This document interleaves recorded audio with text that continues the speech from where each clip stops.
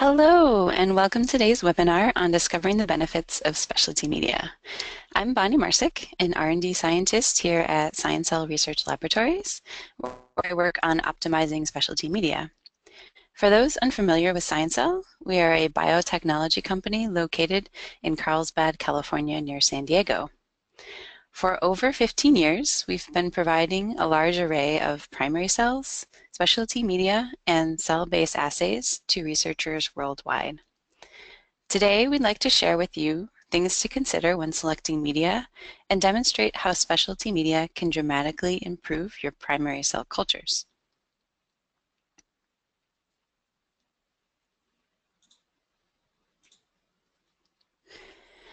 Today, I'll first be briefly talking about the composition of cell culture medium and highlighting some important quality features to consider.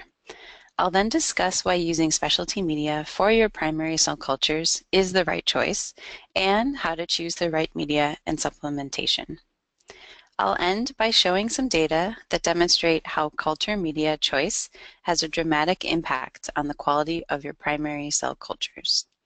Throughout the webinar, I'll also be highlighting different types of specialty media we offer at ScienCell that may be useful in your research. Immediately following our presentation, there will be a Q&A session with members of the ScienCell R&D team to address any questions you have. As a courtesy, please save your questions and comments for the Q&A portion at the end. Please note any specific references with the relevant slide number located in the lower left corner. Also, if you'd like to further reference this presentation, it will be available for download tomorrow. Many researchers routinely use cell culture media in their experiments, but don't really think much about its components. I'd like to begin by briefly reviewing what is in culture media so you can better understand its complexity and the drawbacks in designing and making your own specialty media. First are inorganic salts, like sodium and calcium.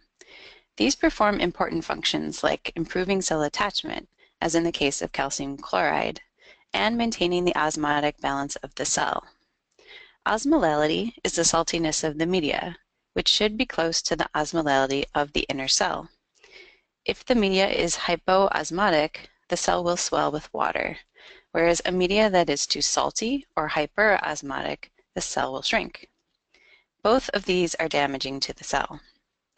Here at ScienCell, we pay close attention to the osmolality of all of our media lots to ensure they fall within the optimal range. Another important component are amino acids, which cells use to build proteins and grow.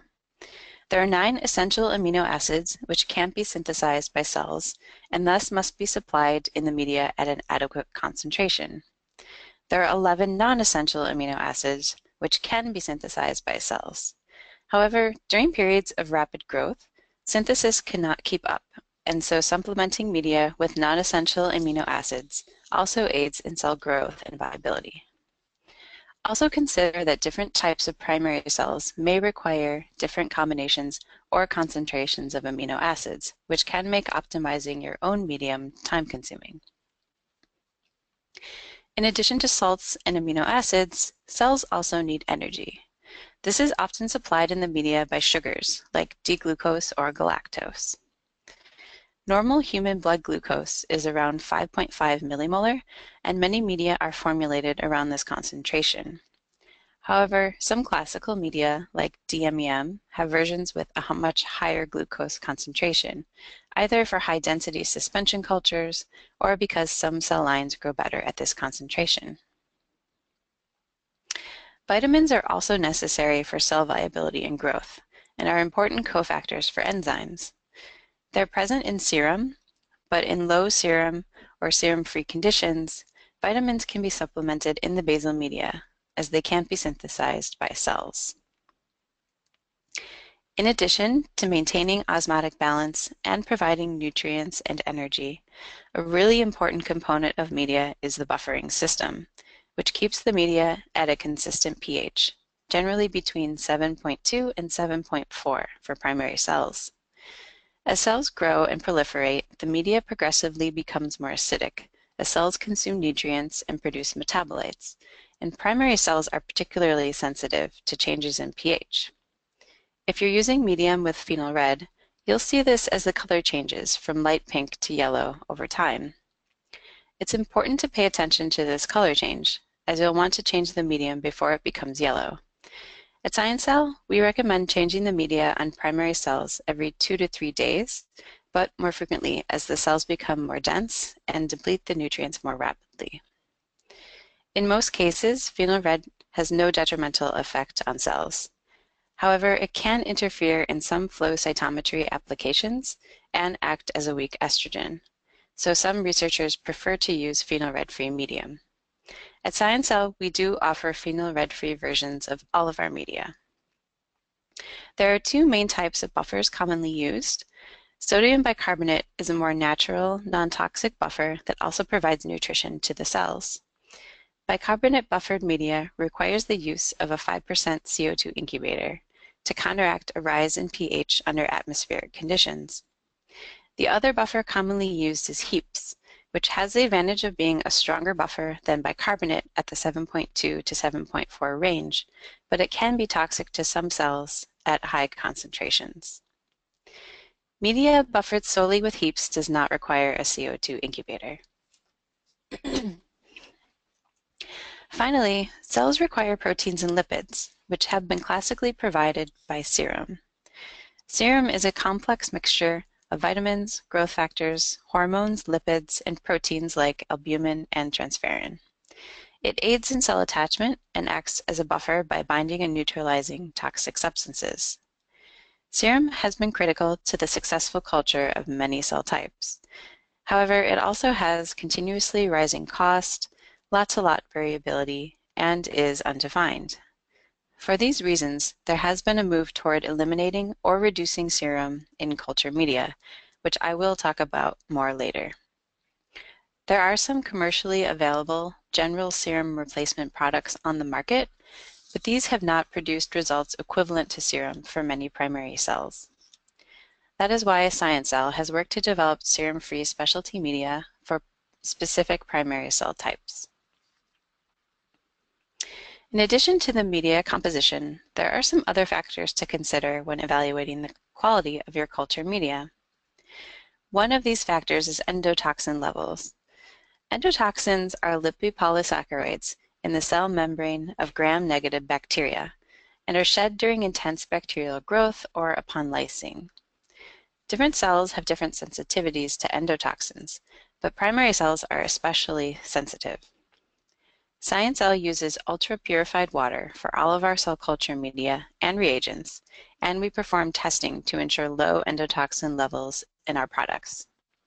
We also only use serum with very low endotoxin levels and test all serum lots with our primary cells. Finally, an obvious but critical part of culture media is sterility. Culture media is by design hospitable for growth, so bacteria and fungi, if given the chance, will thrive in it. It's very important to remember to use good sterile technique when handling your reagents and cultures, and monitor for signs of contamination, like turbidity or rapid change in color.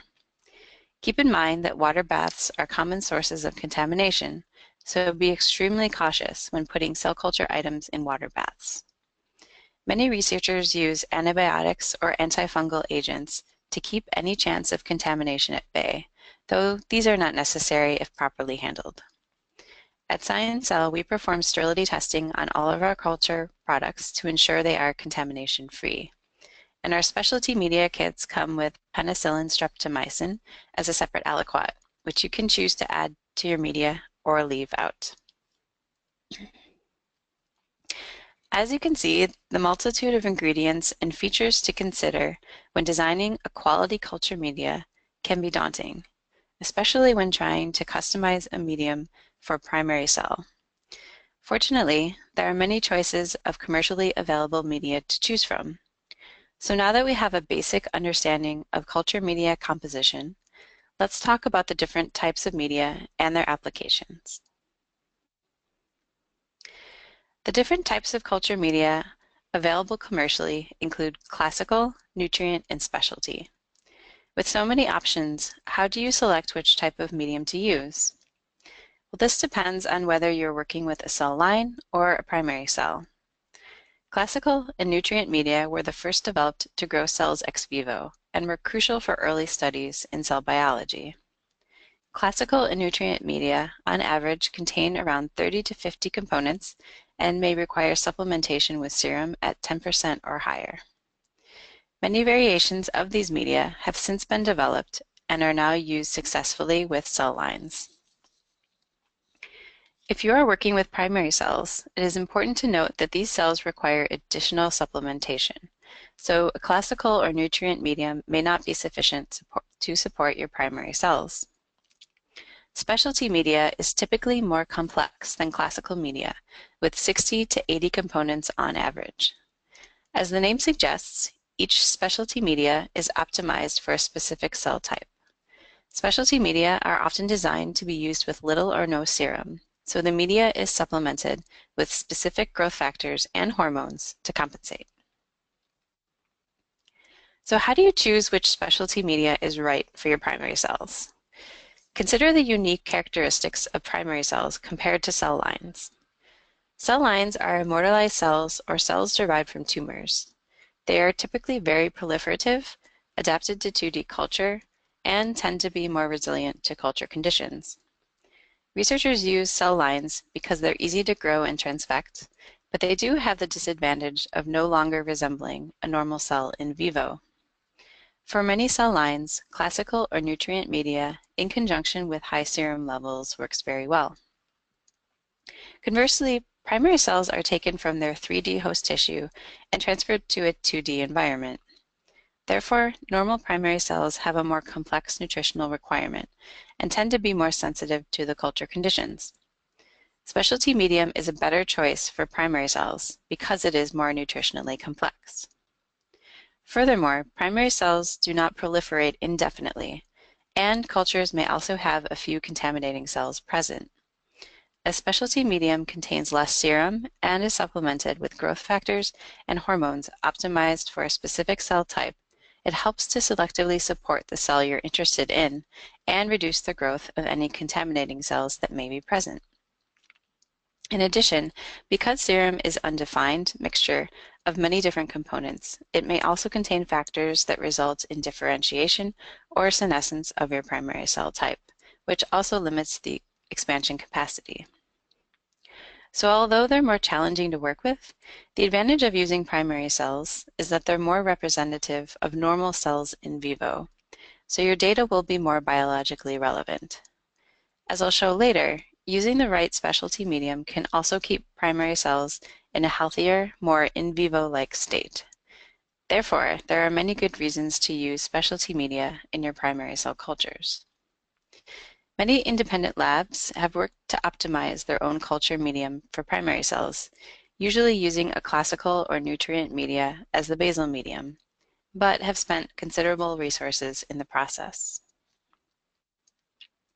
To eliminate this labor-intensive process, we have already developed over 70 different specialty media designed to support many unique primary cell types, such as endothelial cells, neurons, astrocytes, epithelial cells, smooth muscle cells, and microglia, among many others.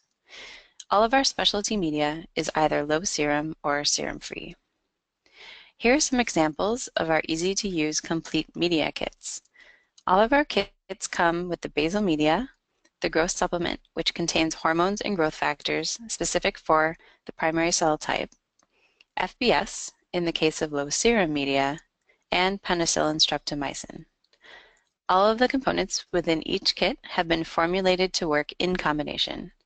Just add the components into the basal medium and it's ready to use. All of our media should be used in a 37-degree incubator with 5% CO2. Shown on the left is our endothelial cell media kit, with an image of our human hepatic sinusoidal endothelial cells growing well in it.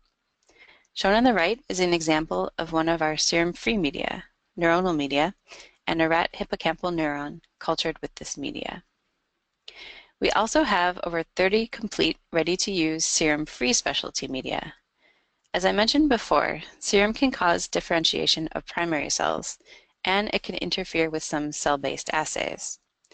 Serum-free media can have additional advantages for specific cell types.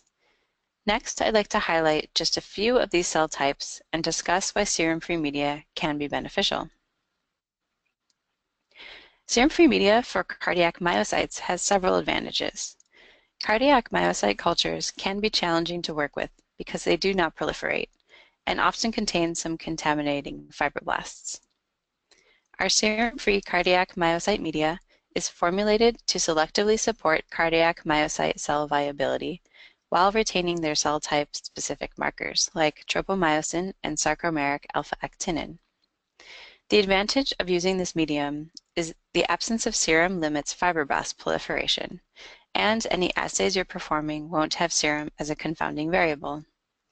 To our knowledge, this is the only commercially available serum-free media designed for normal primary cardiac myocytes, and it works well with cells from human, mouse, and rat. Another cell type that benefits from serum-free conditions are mesenchymal stem cells. These cells have tremendous therapeutic potential because of their ability to develop into cells that produce fat, cartilage, bone, tendons, and muscle. Serum-containing medium can reduce their multipotency over time in culture. In addition, researchers investigating transplantation applications of these cells want to avoid serum because of inconsistencies from lot to lot and the risk of transmitting zoonotic diseases. Our serum-free medium is chemically defined and designed for optimal growth of normal mesenchymal stem cells in vitro, and can be used with all of our tissue-derived mesenchymal stem cells listed here. In this medium, cells retain their multipotency and can be differentiated into osteoblasts, adipocytes, and chondrocytes using our respective differentiation media. Now that I've introduced you to some of the advantages of specialty media, I'd like to show some data which clearly demonstrates these benefits. As I previously mentioned, each primary cell type has unique nutritional requirements. An endothelial cell, for example, is very different from an epithelial cell.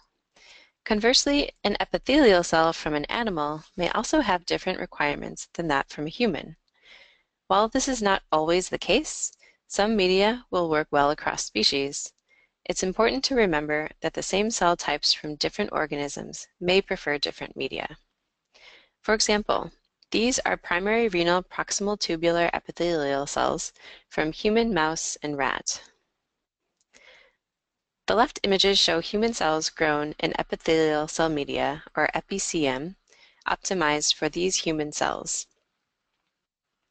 When we try to grow the same cell type isolated from mice in either the human optimized medium or the animal optimized medium, it's evident from the growth and morphology that the animal cells prefer the animal medium. On the right, a similar result is seen with the rat cells.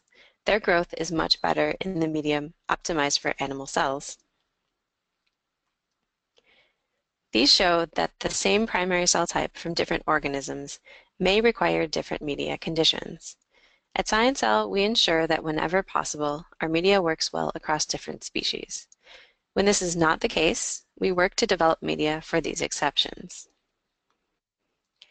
Some examples of these are animal-specific media for epithelial cells and astrocytes, shown here. We also offer a rat endothelial cell media, which works well with our rat microvascular endothelial cells and helps maintain brain endothelial cell morphology, as well as a mouse parasite media, shown here. These come as complete ready-to-use kits, and as you can see, the cells grow nicely in their respective media. In addition to species-specific differences, next I'd like to show some data that demonstrates how using an optimized specialty medium can make a difference in primary cell cultures and subsequent experiments. To demonstrate the effect of basal media and supplementation on primary cell growth, I've chosen human umbilical vein endothelial cells, or HUVEC, as I'll refer to them moving forward. I chose these cells because HUVEC are widely used and are a bit easier to grow compared to other endothelial cells. Therefore, any differences observed would likely be similar or greater with even more challenging endothelial cells. I'm comparing 3 different media. The first is our ScienCell endothelial cell media, or ECM kit, which includes basal media, 5% FBS, and an endothelial cell growth supplement called ECGS. The number 2 condition shows cells with the same supplements of 5% FBS and ECGS, but with the basal medium as DMEM F12, a commonly used and generally very supportive classical nutrient media. Lastly, condition 3 is also DMEM F12 as the basal medium, but with 10% FBS and no ECGS, and this is a popular combination used by many researchers. At passage 1, the cells were seeded at the same initial density, and if we look at the HUVEC growth and morphology after just 3 days, we're already seeing differences. The cells in the ECM condition 1 have grown more, with the best, most compact morphology. Cells in condition 2 are growing second best, while the worst growth and morphology is seen in condition 3. If we look 9 days later, we find these differences are even more pronounced. The number 3 condition of DMEM F12 with 10% serum actually never reached confluency and were never subcultured. The cells just became very large. These images show that both the basal medium and the type of supplementation have a large effect on cell growth and morphology. When we look at the cell proliferation further via the population doubling over 10 days, we can see that cells in the endothelial cell media grew the fastest, while the number 2 condition had 37% less growth. This comparison shows that using an optimized basal media can make a significant difference in the growth rate of these primary cells. The HUVEC in the number 3 condition of DMEM F12 with 10% FBS did exhibit some initial growth, as seen by a small increase in cell number after 3 days, but after 10 days actually had a net loss. Importantly, the morphology of these cells was also suboptimal. So in conclusion, these data demonstrate that using an optimized basal medium and the right supplementation is important for achieving good growth and morphology. Remember that researchers use primary cells because they want a more physiologically relevant model of cells in vivo. These morphological changes seen over time in vitro could reflect changes in gene expression, rendering your data less relevant. To further investigate whether these morphological changes result in functional changes, we looked at gene expression of cells in these 3 media conditions. We chose a selection of genes from our ScienCell Gene Query qPCR array kits, including the Human Angiogenesis and Human Endothelial Cell Biology kits, as well as a few primer sets from our catalog of individual primers. We chose 6 categories of genes, including endothelial or angiogenesis markers, shown in red, cytoskeletal genes, shown in blue, genes for endothelial to mesenchymal transition, shown in purple, proliferation and survival genes, shown in yellow, a senescence gene, shown in green, and transcription factors, shown in orange. The last column in gray shows the controls, such as 5 housekeeping genes, genomic DNA control, positive PCR, and no template controls. The expression levels are normalized to the housekeeping genes for each comparison. If we look at gene expression after 10 days in the DMEM F12 with 5% FBS and ECGS condition number 2, relative to the ECM condition number 1, we see several changes in gene expression. These include relative decreases in endothelial and angiogenesis markers, an increase in the cytoskeletal and apoptosis genes, as well as genes associated with senescence and endothelial to mesenchymal transition. These data further suggest that using an optimized basal media in vitro can help keep primary cells closer to their original state. if we look at gene expression levels in the DMEM F12 with 10% FBS condition, number 3, relative to ECM, number 1, we also see a decrease in endothelial and angiogenesis markers, but see an even larger fold increase in cytoskeletal, apoptosis, and senescence genes, which complement the reduced growth and enlarged morphology we observed 2 slides previously.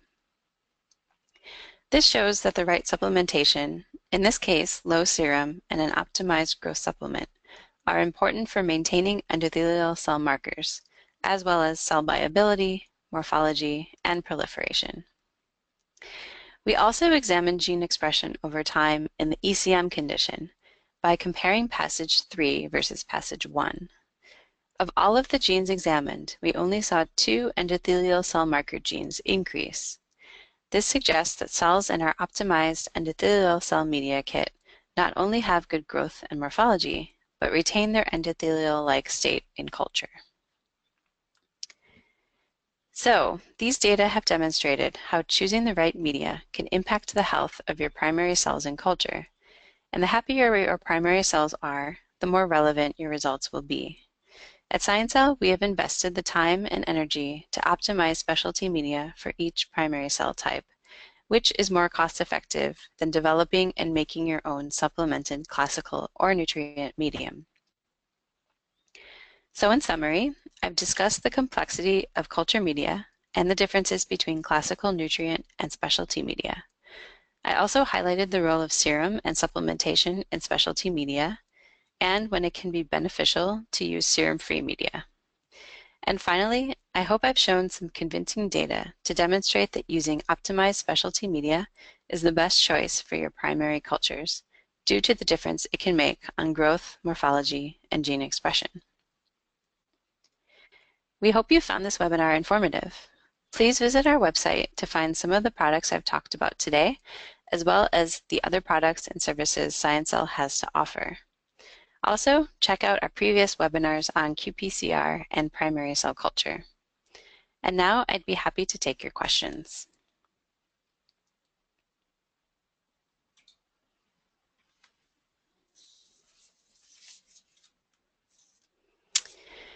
Okay, so we have a question. How does ScienCell media compare to other commercially available specialty media?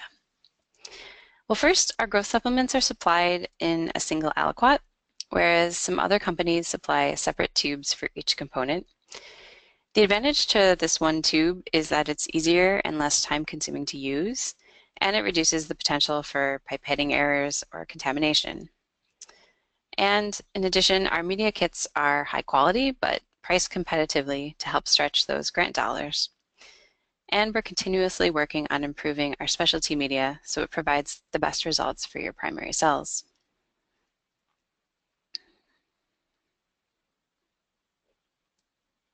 I have another question. Can I use ScienCell primary cells with my own media or media from a different company?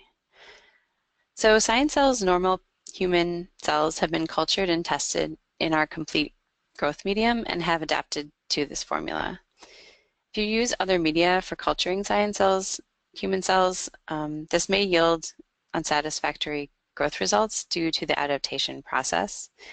So we really recommend the use of our specialty media for culturing the normal human cells.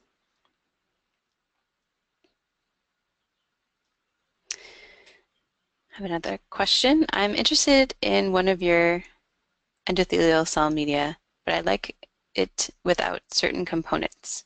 Is this possible? Yes, we do offer custom variations of our media. So just contact sales@sciencellonline.com and they can issue you a quote.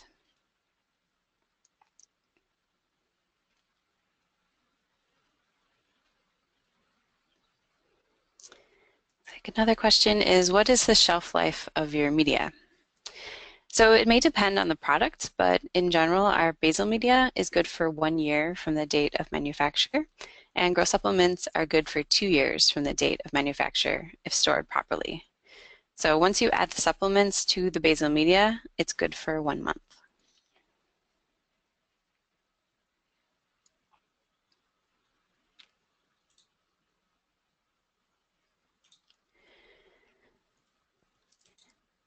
Well, if there's no further questions, we'll conclude the webinar, and thank you for attending.